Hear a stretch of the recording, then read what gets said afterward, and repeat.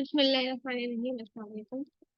Students, आज हम database Oracle database की इंस्टॉलेशन देखेंगे कि किस तरीके से हम विंडोज 10 के ऊपर ओरेकल डेटाबेस को इंस्टॉल कर सकते हैं। उसके अलावा मैं आपको दो तीन सॉफ्टवेयर्स और बताऊंगी, तरीके और बताऊंगी जिसके ऊपर हम डेटाबेस की प्रोग्रामिंग कर सकते हैं। तो हम पहले चलते हैं कि ओरेकल एसक्यूएल सर्वर को किस तरह से सर्च करना है, डाउनलोड करना है और इंस्टॉल करना है अपने पीसीस के ऊपर, ताकि आप प्रोग्रामिंग कर सकें। इसे काफी सारे वर्जन आते हैं।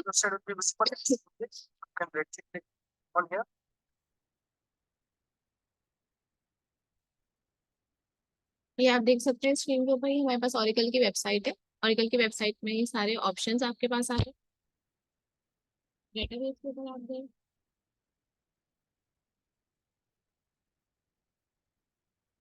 डेटाबेस में आपको फाइंड कर लेंगे कि आपको डेटाबेस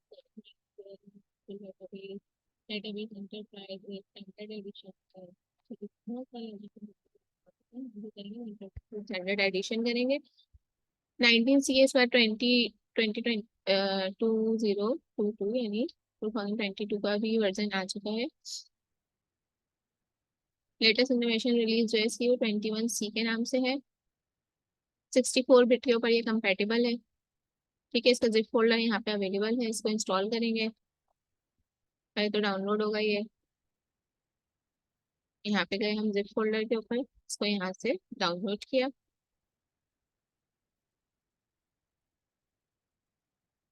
ये आपसे लाइसेंस, अच्छा इसमें दूसरी बात ये है कि जिनका अकाउंट नहीं बना हुआ इस वेबसाइट के ऊपर, जब आप यहाँ पर आएंगे तो आपसे अकाउंट की डिटेल्स मांगेगा, आपको अकाउंट बनाना पड़ेगा।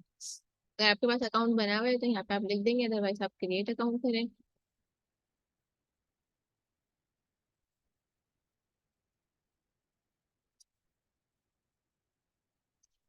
पहले इन्होंने साइन इन कर लिया।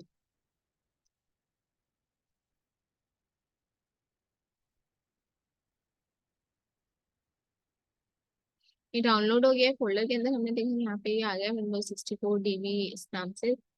और जेडीके की फाइल भी, ओरेकल के साथ जब हम ओरेकल यूज करेंगे तो हमें जेडीके भी अपने पीसी में इंस्टॉल करना होता है। और जेडीके आपके मैनुअल में भी लिखा हुआ है, अगर आपको देखना है कि जेडीके आपके पास इंस्टॉल है या नहीं। अक्सर ऐसा होता है हम डिफरेंट सॉफ्टवेयर इंस्टॉल कर रहे होते हैं तो साथ में हमें जेडीके की जरूरत पड़ती है, तो हमने किया हुआ होता है। तो हम क्या करेंगे, कमांड प्रॉम्प्ट पे जाएंगे, वहाँ लिखेंगे जावा स्पेस देके डैश डालेंगे, वर्जन लिखेंगे, इंटर कर देंगे। मैं भी लिख के भी दिखा दूंगी। तो अगर वो इंस्टॉल हुआ होगा तो आपके पास लिखा हुआ आ जाएगा, नहीं होगा तो कमेंट प्रॉम्प्ट पे लिखा हुआ आ जाएगा कि इंस्टॉल नहीं है। और फिर आप देती के वो भी बहुत आसानी से डाउनलोड और इंस्टॉल हो जाएगा। यहाँ पे ये हमारे पास इसका सेटअप चल रहा है। तो ये विंडोज जो जिप फोल्डर में आया था डाटा सेटअप, उसको इंस्टॉल कर।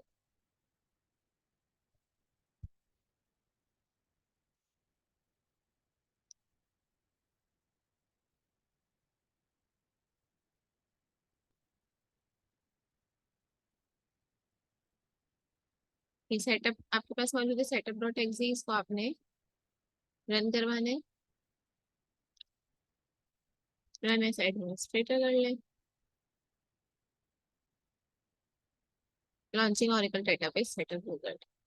या जल्दी जल्दी इसकी इंस्टॉलेशन हो जाएगी। बस ये है कि उसके ऊपर अकाउंट बना हो तो, और जो आपकी विंडोज से कंपेटिबिलिटी देखेंगे, कौन सी विंडोज पे कौन सा सॉफ्टवेयर इंस्टॉल होगा।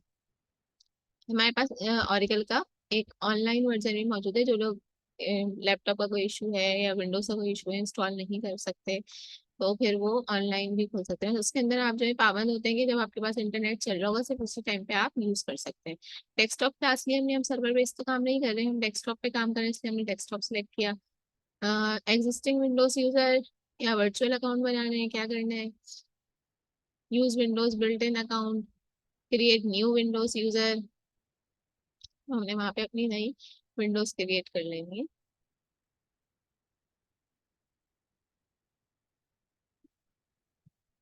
ये सारी एप्लीकेशंस, मतलब ये सारी सेटिंग्स हैं। आप चाहें तो अभी इसी वजह इसका मोबाइल से स्नैपशॉट ले लेंगे, आपको इंस्टॉल करना है तो आपको पूरी वीडियो अगेन दोबारा नहीं देखनी पड़ेगी। जिस फोल्डर में आप रख रहे हैं उस फोल्डर का नाम, उसकी लोकेशन आगे आपने चेंज करनी है तो आप चेंज भी कर सकते हैं। स्टैंडर्ड एडिशन पे हम काम कर रहे हैं। देखते हैं कौन सा सिलेक्ट करते हैं।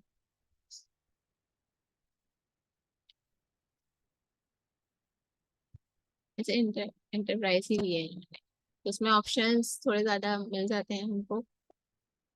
वही पासवर्ड जो हमने पिछले इसमें सेट किया था, वो आपने पासवर्ड सेट कर दिया।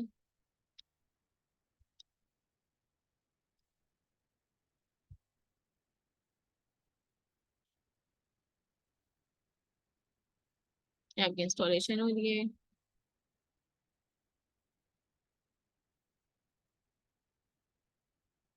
ठीक है, तो ये आपके पास। अब मैं आपको बताती हूँ ऑनलाइन ऑरिकल हम किस तरह से यूज कर सकते हैं। मैंने वीडियो खोल के रखी है, ये रहा।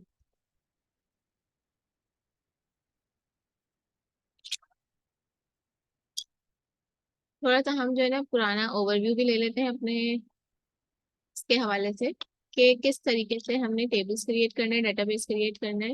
वैसे तो ये सारी चीजें आप डेटाबेस के कोर्स में कवर कर चुके हैं, लेकिन उसको एक थोड़ा सा समझ लें, आपको रिवीजन मिल जाएगा कि हम टेबल्स किस तरह से क्रिएट करते हैं। क्रिएट टेबल लिखते हैं, टेबल का नाम आ जाता है, फिर आपने ये एक जर्नल आपके पास सिंटेक्स लिखा हुआ है, कॉलम का नाम लिखेंगे, उसकी डाटा टाइप लिख देंगे, जो कि इन्होंने यहाँ पे बना दिया है। ठीक है, name, variable, character, 20, salary, number. और इस सबको बनाने से पहले हम क्या करते हैं, यूज डेटाबेस। जो डेटाबेस बनाना होता है, पहले क्रिएट डेटाबेस लिख के उसका नाम आ जाता है। मैं नोटपैड पे एक दो कमांड्स आपको लिख दूँ।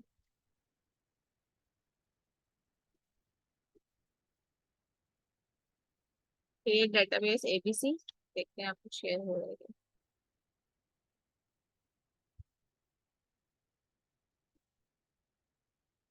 हाँ, स्क्रीन आपके पास शेयर हो रही है, ठीक है।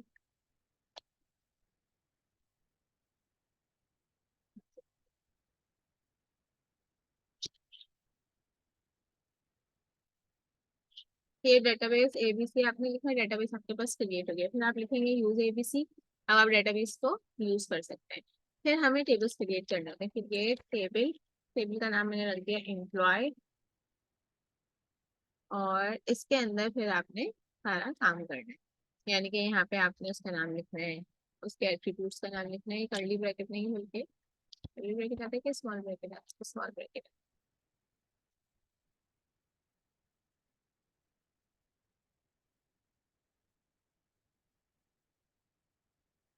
Name, name obviously variable character होगा।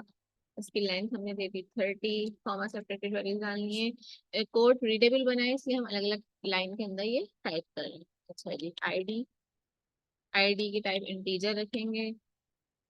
और हमने इसकी लेंथ रख दी है। और हम क्या रख सकते हैं यहाँ पे, ग्रेड रख सकते हैं। ग्रेड को एक ही होगा, ए बी सी, तो इसलिए वेरिएबल करेक्टर रखने के करेक्टर रख सकते हैं। ठीक है, CHAR। तो ये एक ही करेक्टर लिया, ए बी सी, जो कि इसको ले। और हम इसको यहाँ पे हमने बस तीन एट्रीब्यूट्स बनाए और हमने अपने टेबल को क्लोज कर दिया, तो ये आपके पास टेबल क्रिएट। ठीक है, क्रिएट टेबल कर सकते हैं। और प्राइमरी की अगर मेंशन करनी है कि हमने इनमें से प्राइमरी की किसको बनाना है, तो हम इसके आगे मेंशन कर देते हैं प्राइमरी की। ठीक है, तो ये हमारा प्राइमरी की का एट्रीब्यूट बन गया। अब हमने बना लिया, हम उसके बाद क्या करते हैं, DESTEMP। ये क्या करता है, जो हमने अभी टेबल बनाया था, उस टेबल का स्ट्रक्चर आपके पास ड्रॉ करके दिखा देगा, तो आपको अंदाजा हो जाएगा कि आपने जो टेबल क्रिएट किया, आप यही क्रिएट करना चाह रहे थे, इसी तरह से क्रिएट हुए। फिर आप उसके अंदर वैल्यूज डाल देते हैं। वैल्यूज कैसे डालते हैं, इंसर्ट इनटू, इसमें इंसर्ट कर रहे हैं एम्प्लॉय में। और फिर आपके इंसर्शन की वैल्यूज आ जाती है, जैसे कि पहली वैल्यू पहले एट्रीब्यूट के अंदर क्या जा रहा है, नेम जा रहा है। ऐसे तो आईडी का होता है, लेकिन हमने इस तरह से क्रिएट किया तो इस तरह से बना आएगा। तो मैंने नेम इसके अंदर एंटर कर दिया, और आईडी मैंने दे दी 1 या 2, जो भी देनी है। और इसके बाद कैसे करेक्टर, ग्रेड, ए ग्रेड दे दिया। ठीक है, आपने ये क्लोज कर दिया। दूसरे दूसरे कॉलम में वैल्यूज डालनी है, तो आप दूसरे की तरह से डालेंगे, लाइक अली। आईडी इसकी दे दी हमने 3, और इसका ग्रेड हमने ए, क्या देते हैं, बी दे दिया। ठीक है, और इनको डबल ब्रैकेट में क्लोज करना है। ये तो जो अंदर स्मॉल ब्रैकेट है वो एक को सेपरेट कर रहे हैं, एक कॉलम को, एक रो को दूसरी रो को, और ये आपके पास ऐसा है। और इस तरह से आप इंसर्ट की कमांड लगा सकते हैं। ठीक है, टेबल डिलीट करने के भी ऑप्शन हैं, डिलीट टेबल, और टेबल का नाम लिख दें, ड्रॉप टेबल करने का ऑप्शन है। डिलीट टेबल करेंगे तो उससे क्या होता है, डिलीट फ्रॉम टेबल, यानी उस टेबल के अंदर का डाटा डिलीट हो जाएगा, और ड्रॉप टेबल करेंगे तो पूरा का पूरा डाटा रिमूव हो जाएगा। अब हम आते हैं ऑनलाइन एडिटर, मुझे आपको बताना था तो देख लेते हैं मैंने कौन सा ऑनलाइन एडिटर यूज किया है। ये लाइव एसक्यूएल, livesql.oracle.com, ये आपके पास एक वेबसाइट है, उसका आप लिखेंगे तो या आप वैसे ही गूगल पे लिख दें लाइव एसक्यूएल, तो आपके पास ये ओपन हो जाएगी एसक्यूएल वर्कशीट। इसके ऊपर आप अपना कोड लिख के रन कर सकते हैं। उन लोगों इसमें भी लॉग इन करना होगा। ऑरेकल 19 भी इंस्टॉल कर सकते हैं। ये आपने लिखा क्रिएट टेबल एम्प्लॉय, जो टेबल हमने वहाँ क्रिएट किया था वो यहाँ पे लिख रहे हैं। मैं सिर्फ ये बता रही हूँ कि सॉफ्टवेयर किस तरह से यूज करना है और किस तरह से हम टाइप करेंगे। पढ़ने का तरीका थ्योरी में कर लेना आसान होता है, लेकिन जब हम प्रैक्टिकल में आते हैं तो हमारे पास सबसे पहले तो इंस्टॉलेशन का इशू होता है। उसके बाद हमारे पास जो इशू आता है कि हम कुछ इस तरह की गलतियां कर देते हैं कि हमारा कोड रन नहीं रन करा आपने। ये डिटेल क्यों लिखा है, एसएलएस का नाम रखोगे तो टेबल क्रिएटेड लिखा हुआ है आपने रन किया तो कोई और कुछ और नहीं आया क्योंकि आपने डाटा इंसर्ट नहीं किया। डिस्क्राइब में लगे आपके पास देखें टेबल, इसके सब टाइप्स वगैरह सब आ गई जो आपने रखी थी, वो लिखी भी आ गई। अब वो पूछ रहे हैं कि इन सबको नल रखना है, क्योंकि अभी हमने इनके अंदर कोई वैल्यूज इंसर्ट नहीं किए। आप इंसर्ट इनटू के थ्रू इसके अंदर वैल्यूज इंसर्ट कर सकते हैं। लेकिन ये सॉफ्टवेयर यूज करने का तरीका आपने देख लिया। उसके अलावा एक और सॉफ्टवेयर है नेविगेट प्रीमियम, जो कि मेरे लैपटॉप पे इंस्टॉल हुआ है। मैं आपको जो काम दिखाऊंगी वो उसके जरिए ही दिखाऊंगी। तो मैं उसको ओपन कर लेती हूँ, फिर आपको उसकी प्रोग्रामिंग भी दिखा देती हूँ कि उससे कैसे प्रोग्राम होता है।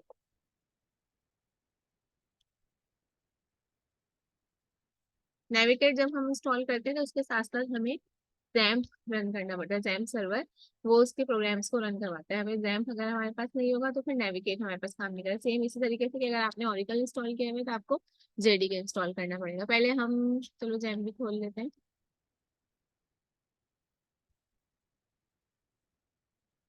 जब तक ये खुल रहा है तब तक हम जाते हैं कमांड प्रॉम्प्ट पे। सीएमडी लिख के मैंने कमांड प्रॉम्प्ट ओपन करी, ओपन किया, नोट करी। स्क्रीन शेयर अगर हम करें कमांड प्रॉम्प्ट की,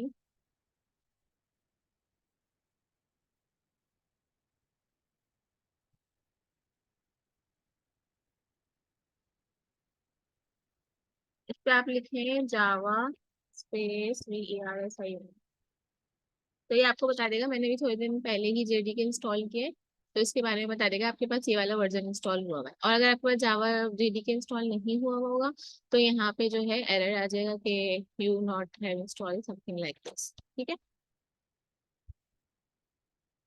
अब नेविगेट का मैं आपको दिखा देती हूँ।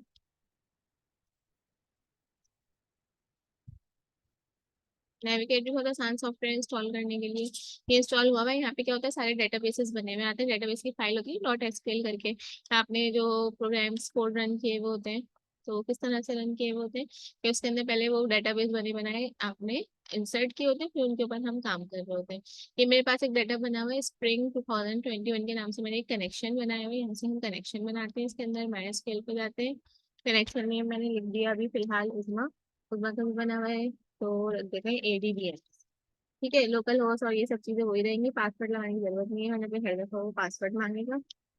हमने ओके किया, ये हमारे पास एक नया कनेक्शन क्रिएट हो गया। इस नए कनेक्शन के अंदर हम क्या करेंगे, हमें कंसोल ओपन करने नहीं, डायरेक्ट प्रोग्रामिंग करनी है, तो आप डायरेक्ट प्रोग्रामिंग करनी है। यहाँ पे पासवर्ड करेंगे, चलो इसको थोड़ा मैं जिसमें नहीं है उसमें आप काम करके दिखाते हैं।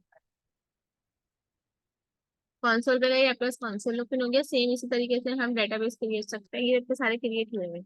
अगर हमें इनमें से कोई डेटाबेस यूज करना है, फॉर एग्जाम्पल मुझे यूज करना है ये वाला क्लासिक मॉडल फॉल 2021, मैंने उस क्लास को फॉल 2021 को इस वाले इस पे डेटाबेस पे काम करवाया, तो मैंने इसी नाम से इस डेटाबेस को सेव कर दिया। तो दोबारा गए, कंसोल ओपन किया,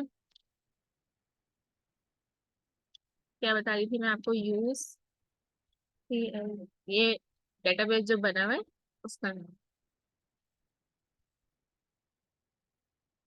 ये आपका डेटाबेस चेंज हो गया। अब हम इसके ऊपर काम करेंगे। मुझे इसके अंदर देखते हैं कौन से टेबल्स मौजूद हैं, देखते हैं ये कमेंट चलती है ये सारे टेबल्स के नाम होते हैं। इन टेबल्स के अंदर से मैं कुछ डाटा लेकर आ जाऊंगा। सिलेक्ट नेम, अगर नेम का एट्रीब्यूट बना हुआ होगा तो मुझे पता नहीं है इसके अंदर बना हुआ है या नहीं। वरना हम इसको चेक भी कर सकते हैं, बताते हैं कैसे।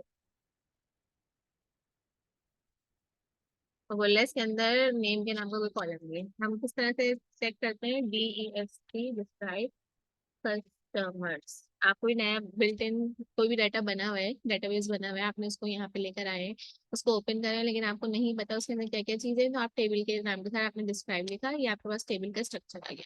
तो कस्टमर नेम के नाम से यहाँ पे कॉलम है, खाली नेम के नाम से कॉलम नहीं, ये सारे कॉलम इसके अंदर मौजूद है, ये सारी चीजें इसमें मौजूद है, एट्रीब्यूट्स वगैरह सब चीजें। ठीक है। अब मैं आपको कोई एसक्यूएल फाइल दूं डेटाबेस की, फॉर एग्जाम्पल यही वाला डेटाबेस मैं चाह रही हूँ कि आपके लैपटॉप के ऊपर रन हो जाए, तो उसमें क्या तरीका होता है इसका।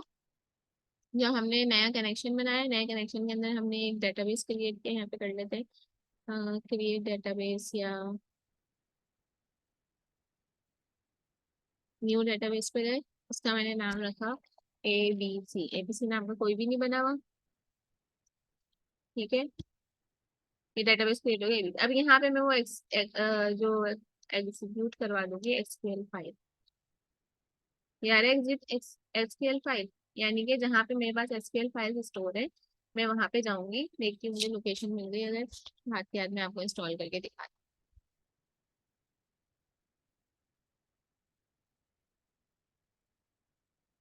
ये रही एसक्यूएल फाइल, मैंने यहाँ पे ये क्लासिक मॉडल W3 स्कूल के नाम से मेरे पास है, ये फाइल मैंने यहाँ एग्जीक्यूट करवाई। तो इस तरह से मैं आपको डिफरेंट एसक्यूएल फाइल्स दूंगी जो कि आपको यहाँ पे स्टोर करवानी होंगी। अब ये खुल गया, अब इसके पास टेबल्स आ रहे हैं, पहले इसको रिफ्रेश करेंगे।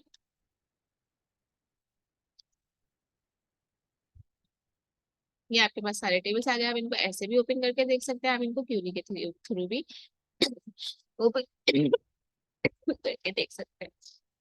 तो आई होप आप लोगों को समझ में आ गया हो कि किस तरह से हमें एसक्यूएल पे काम करना है। अब हम थोड़ी सी जो हिस्ट्री ले लेते हैं, वो ले लेते हैं कि डेटाबेसेस किस तरह से यूज करने हैं, प्राइमरी की क्या होती है, ये सारी कीज क्या होती है, ताकि मुझे एक पेज बन जाए आपका, तो फिर आपको स्टार्ट करवाने में आसानी हो कि किस किस तरह से। काफी चीजें आप लोगों ने पढ़ी हुई है, लेकिन मुझे नहीं पता कि आप डेटाबेस के कोर्स के अंदर कहाँ तक कवर कर चुके हैं, इसलिए मुझे जो है थोड़ा सा आपको दिखाना पड़ रहा है। ये मेरे पास जो है, मैंने लैब नंबर 1 जो आप लोग को प्रोवाइड की थी, उसका मैनुअल मैं यहाँ पे शेयर कर रही हूँ, इसको देखें, फिर मैं आगे थोड़ा सा continue.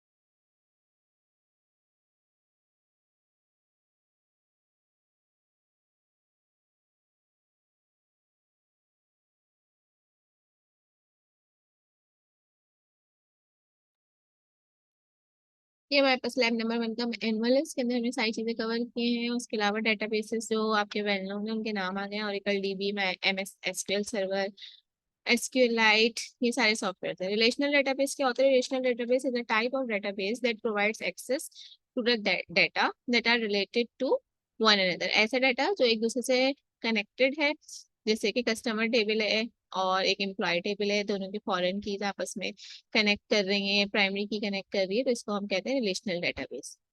RDBMS is a program that allows you to create, update, and administer a relational database. Database languages हमारे पास कौन कौन सी, DDL, DML, create, alter, repeat, drop कर सकते हैं हम इसमें, सिलेक्ट, अपडेट एंड इंसर्ट कर सकते हैं। फिर कॉन्सेप्चुअल डेटाबेस डिजाइन क्या है, it involve studying and modelling the data in technology independent में। टेक्नोलॉजी इंडिपेंडेंट मैनर से मुराद ये है कि हम एक डेटाबेस डिजाइन कर रहे हैं, लेकिन हमने अभी डिसाइड नहीं किया हुआ कि हम कौन से सॉफ्टवेयर के ऊपर जाएंगे, ऑरिकल एसक्यूएल पे जाएंगे, मोंगोडीबी यूज करेंगे, NoSQL यूज करेंगे, या और जो आपको डेटाबेसेस के नाम ऊपर दिए गए। ठीक है, इसके अंदर हम एक कॉन्सेप्ट क्रिएट कर रहे हैं कि कौन कौन से हमारे पास एंटिटीज होंगी और उनके क्या क्या एट्रीब्यूट्स होंगे, इनके रिलेशन क्या होंगे, वन टू मैनी कार्डिनलिटी इनकी डिफाइन करेंगे। तो ये इस तरीके से आपने डिफाइन कर दिया, कॉन्सेप्ट बना लिया। अब आपको इम्प्लीमेंट किस तरह से करना है, कौन सी लैंग्वेज यूज करनी है, कौन सा सॉफ्टवेयर यूज करना है, वो एक बात की होती है। Usually business analyst uses conceptual and logical model for modelling the data. यहाँ पे आपकी डाटा की मॉडलिंग हो रही है, फिर कंफर्म होता है कि हम ये सब चीजें वर्किंग सही कर रहे हैं, तो हम प्रोग्रामिंग के पास तरफ जाते हैं। जिस तरह से हमने पढ़ा था कि क्लास डायग्राम होती है, यूज केस डायग्राम होती है, इसी तरह से ये एक डेटाबेस डायग्राम है। The person who designs conceptual database design is often called a data modeller. Different आपके जॉब कह लें, क्या कहते हैं इसको, जॉब पोस्ट होती है, जॉब टाइटल्स होते हैं डिफरेंट। तो एक पर्सन अगर हायर किया जाए एज अ डाटा मॉडलर, अगर आपके पास कोई ऐड गुजरे कि डाटा मॉडलर की जरूरत है, तो इसका मतलब क्या है, कॉन्सेप्चुअल डेटाबेस। और कॉन्सेप्चुअल डेटाबेस के लिए आपके सारे कॉन्सेप्ट अच्छे होने बहुत ज्यादा जरूरी है, क्योंकि ये डिजाइन होने के बाद ही आगे काम होगा। अगर यहाँ आपने कोई मिस्टेक कर दिया और मिस्टेक नहीं पकड़ी गई और हम डेटाबेस डिजाइन करने की तरफ चले गए, तो फिर जो है प्रॉब्लम हो सकती है। लॉजिकल डेटाबेस का मतलब क्या है कि आपने उसको कन्वर्ट करना है। It is the process of translating mapping the conceptual design into a logical design that fits the chosen database model. और इसके अंदर ये सारे डेटाबेस मॉडल्स आ गए। Common logical data models for databases include hierarchical, network model, relational model, ER model. आपने कौन से model के जरिए उसको कन्वर्ट करना है, ये आप पे डिपेंड करता है। फिर फिजिकल डेटाबेस डिजाइन है। The final design step is physical database, which involves mapping the logical design to one or more physical design। आपने और मजीद इनहेंस करके ये डायग्राम का स्ट्रक्चर बना देना है। उसके अंदर कोई चीज अगर रह गई एक्सप्लेन करना उसको, कार्डिनलिटी को, कोई रिलेशनशिप को, कोई प्राइमरी की, फॉरेन की, उन सबको बिल्कुल ठीक से आपने एक्यूरेटली डिफाइन कर देना। यहाँ पे एक ओवरव्यू हमारे पास कीज का मौजूद है। What is primary key? It is a candidate key that is chosen by the database designer as the principal means of identifying entities. मतलब क्या है कि आपके पास एक कॉलम के अंदर नाम मौजूद है, एक टेबल के अंदर एक स्टूडेंट का नाम मौजूद है अली, दूसरा स्टूडेंट है उसका नाम भी अली है, और इत्तेफाक से दोनों का फादर नेम भी सेम है। तो आप कैसे इस रॉ को रिकॉग्नाइज करेंगे कि ये रॉ जो है, ये स्टूडेंट अलग है, ये स्टूडेंट अलग है? तो हम क्या करेंगे, ऐसा इंटीजर नंबर या कोई ऐसी वेरिएबल वैल्यू, करेक्टर वैल्यू ले लेंगे जो दोनों को यूनिकली आइडेंटिफाई करे। अब उसके लिए वो स्टूडेंट आईडी भी हो सकती है, सीएमएस आईडी भी हो सकती है, एनआईसी नंबर भी हो सकता है, सब क्या यूनिकली डिफाइंड। बार बार मतलब एक ही है, हर स्टूडेंट का एक ही नंबर है और वो एक नंबर किसी और को अलॉट नहीं होगा। अगर आपकी आईडी है 001, तो 001 पूरी यूनिवर्सिटी में किसी की भी आईडी नहीं होगी। सीएससी 001 अगर आपको दिया गया है, या एडीपी 001 या सीएस 001, तो वो किसी और को असाइन नहीं होगा। तो इस तरह से आप पूरी यूनिवर्सिटी के अंदर जो है यूनिकली डिफाइंड हो सकते हैं। फॉरेन की in the context of rational database of, अच्छा फॉरेन की क्या है कि एक स्टूडेंट जो है या एक एम्प्लॉय जो है वो कनेक्ट हुआ हुआ है सैलरी के अकाउंट से। ठीक है, एक एक टेबल बना हुआ एम्प्लॉय का, उसके अंदर एम्प्लॉय की सारी इंफॉर्मेशन है, नेम, नंबर, रैंक, ये सारी चीजें। एम्प्लॉय समझ लें, सब्जेक्ट सब्जेक्ट का एक टेबल है और उसके अंदर सारी सब्जेक्ट्स की इंफॉर्मेशन है कि सब्जेक्ट का कोड ये है और सब्जेक्ट का नाम ये है। ये कैसे पता चलेगा कौन सा टीचर कौन सा सब्जेक्ट पढ़ा रहे हैं? तो हम क्या करेंगे, प्राइमरी की उसके अंदर जो टीचर की प्राइमरी की होगी वो उस वाले टेबल के अंदर लेकर आ जाएंगे। तो इस तरह से हम डिसाइड कर सकते हैं। उसके आगे लिखा होगा, मैं ऐसा करती हूँ बोलने के बजाय आपको लिख के दिखा देती हूँ ताकि आपको समझने में आसानी हो।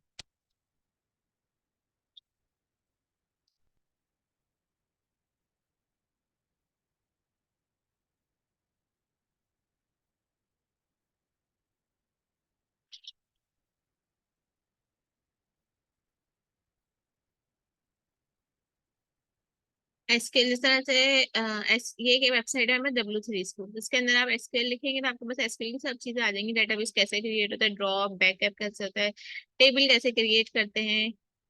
टेबल क्रिएट की क्वेरी जो मैंने आपको दिखाई भी है वही यहाँ पे भी लिखी हुई है। ठीक है, ड्रॉप टेबल कैसे कर सकते हैं। ऑल्टर टेबल का मतलब क्या होता है, टेबल के अंदर कोई चेंजिंग अगर आपने करनी है, कोई कॉलम ऐड करना है, आपने पहले बनाया था, आप चाह रहे हैं कि इस टेबल में एक और कॉलम ऐड हो जाए, तो आप इस तरह से कॉलम देख लें ऐड कर सकते हैं।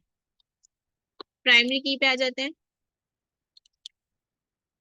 प्राइमरी की कैसे डिफाइन होगी, या तो आप यहीं पे लिख दें प्राइमरी की, या फिर जब पूरा सब एंड हो गया सारे, यहाँ पे लिखे प्राइमरी की और इसके अंदर जो है एट्रीब्यूट का नाम लिख दिया, जैसे आपने लिख दिया आईडी, तो ये हो गई आपकी प्राइमरी की।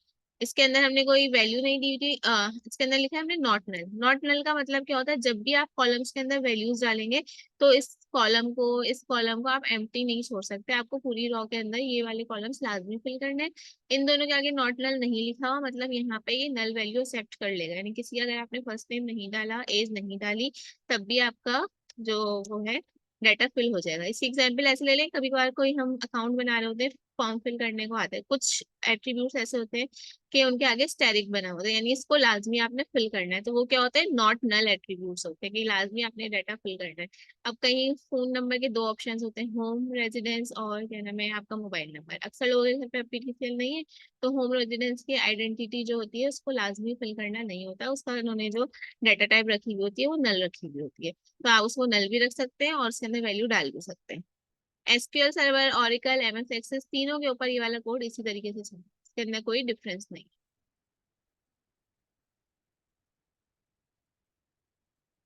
अब आपने क्या करना है, इन्होंने बोला प्राइमरी की अगर आप मल्टीपल उसके ऊपर लगा रहे हैं तो आप इस तरह से लगाएंगे, जब तो सिर्फ एक कॉलम के ऊपर लगाएंगे, लेकिन आप दो कॉलम को मिला के प्राइमरी की बनाना चाह रहे हैं, आपको लग रहा है कि आपका एक एट्रीब्यूट काफी नहीं है यूनिकली डिफाइन करने के लिए, तो हमने आईडी और लास्ट नेम दोनों को प्राइमरी की बनाया। उसको बनाने का तरीका क्या है, आपने लिखा कंस्ट्रेंट पी के पर्सन, इसका नाम दे दिया प्राइमरी की का क्योंकि अब दो कॉलम्स एक साथ डिफाइन हो रहे हैं, और उसके अंदर आपने ऐसे मेंशन कर दिया, इन द एग्जाम्पल अब there is only one primary key P K person. अब इसको हम बोलेंगे कि ये एक प्राइमरी की है। The value of the primary key is made up of two columns ID plus last name.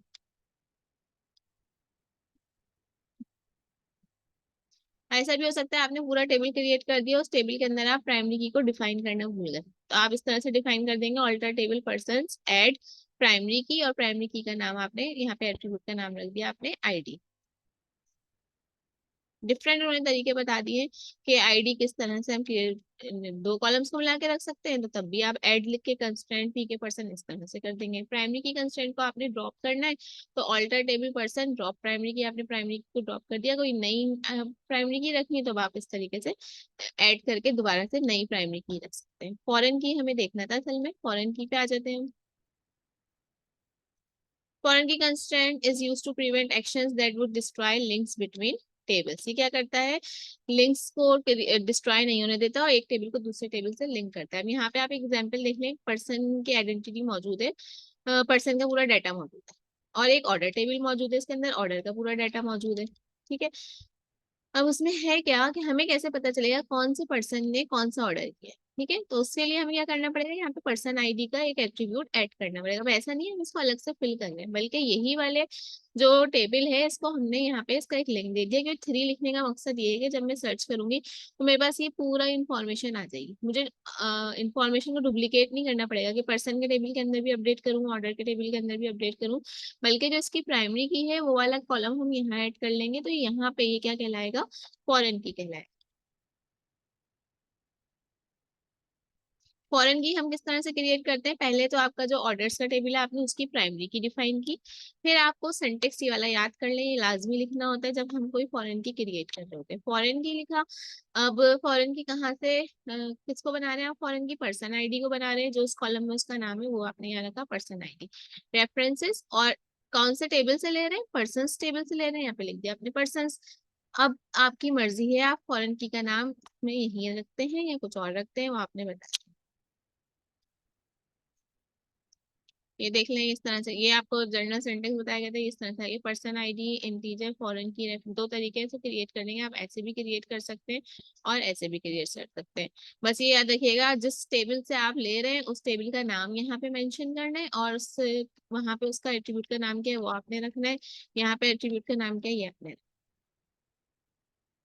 कोई सा भी सॉफ्टवेयर यूज कर लें, SQL server, my SQL, Oracle, MS Excel, सबके ऊपर कोडिंग इस तरीके से करनी है। ऑल्टर टेबल करके भी ऐड कर सकते हैं फॉरेन की को। ठीक है, ये तरीका बता दिया। फॉरेन की ड्रॉप करनी है तो ड्रॉप लिख लें, फॉरेन की लिखें इसका नाम लिख दें तो ड्रॉप भी हो जाएगी। ठीक, तो ये सब चीजें थी जो मुझे बतानी थी, ये हमारी लैब नंबर 1 है। बाकी तो बहुत सारी चीजें मौजूद हैं, ऑटो इंडेक्स, एसक्यूएल इंडेक्स में आपको पढ़ा चुकी हूँ ना थ्योरी के अंदर, तो हम यहाँ पे देख भी लेते हैं कि किस तरह से क्रिएट होती है इंडेक्स। क्रिएट इंडेक्स, इंडेक्स का लास्ट नेम आ गया ऑन पर्सन, और ये आ गया लास्ट नेम। अच्छा, इंडेक्स की भी हम एक लैब ऐड कर लेंगे ताकि हम वो भी आपको उस लैब में पढ़ा सकें। ठीक है, ओके जी, आज का लेक्चर हम यहाँ पे एंड करते हैं, थोड़े से जल्दी से गो थ्रू करके टास्क देख लेते हैं कि लैब नंबर 1 के टास्क क्या है।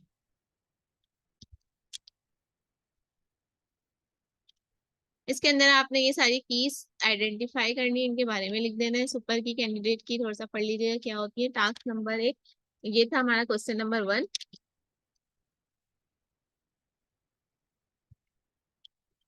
ये क्वेश्चन नंबर 2 दे रही हूँ मैं। क्वेश्चन नंबर 2 क्या है? इंस्टॉल ऑरिकल सॉफ्टवेयर और नेविगेट। इंस्टॉलेशन आपको लाजमी करनी है, वो जस्ट ऑनलाइन का ऑप्शन मैंने एक रैंडमली दे दिया, किसी और पीसी पे आप यूज कर रहे हैं। इंस्टॉल होगा तो ही आप सारे प्रोग्राम अपने पास सेव कर सकते हैं। इंस्टॉल ऑरिकल सॉफ्टवेयर और navigate premium with jam server. अगर ये वाला इंस्टॉल कर रहे हैं नेविगेट, तो जैम सर्वर करना है। ऑरिकल सॉफ्टवेयर कर रहे हैं तो फिर आपको क्या करना है? जेडीके करना है। जेडीके 8 या फिर 11, इन दोनों में से कुछ भी इंस्टॉल कर सकते हैं। Attach snapshots of installation. Just एक दो स्नैपशॉट्स लगा दिएगा, पूरा इंस्टॉल हो गया ओपन करके दिखा दें, और जब इंस्टॉलेशन स्टार्ट हुई है वो वाली स्नैपशॉट लगा दें। तो that is your lab number 1।